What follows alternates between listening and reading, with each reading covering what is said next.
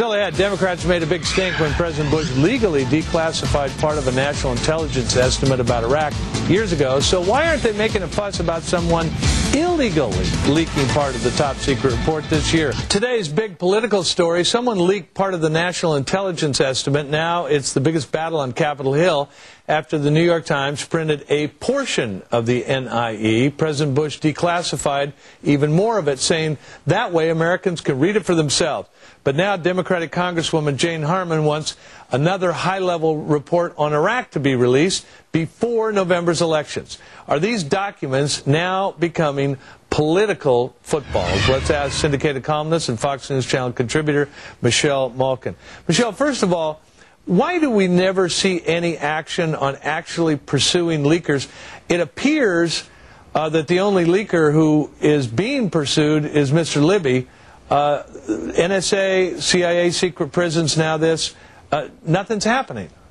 You know, that's a really good question, John, and I would like to see the Bush administration be more aggressive about sending a message to the leakers, the cadre of former spooks who are leaking all of this anti-Bush stuff to the press, and also action on the press itself. And there have been a number of legal scholars who've made a very good case that the New York Times and some of these other papers that are abetting the illegal leakers, that they could be held legally accountable too. But you don't see it. I think the Bush administration doesn't want to push it. It would be a very unpopular thing to do. But look, it's the only way we're going to stop this leaky faucet from continuing to gush. How can we regard this as anything but a politically motivated leak from inside the CIA? Oh, it is nothing but, and I was glad to see President Bush make that crystal clear.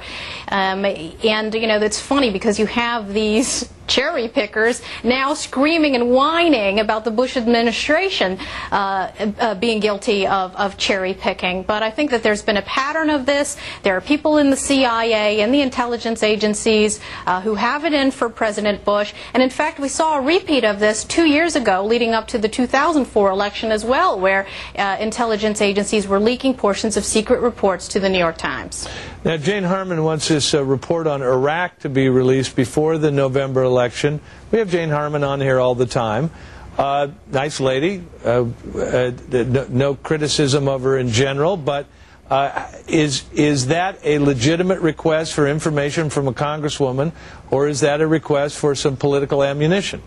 Well, I would need to know when this report actually was finished and completed. And, you know, my question with regard to this NIE that was completed in April was, where were all these Democrats clamoring for it to be released, say, a month or 2 months or 3 months or 4 months ago?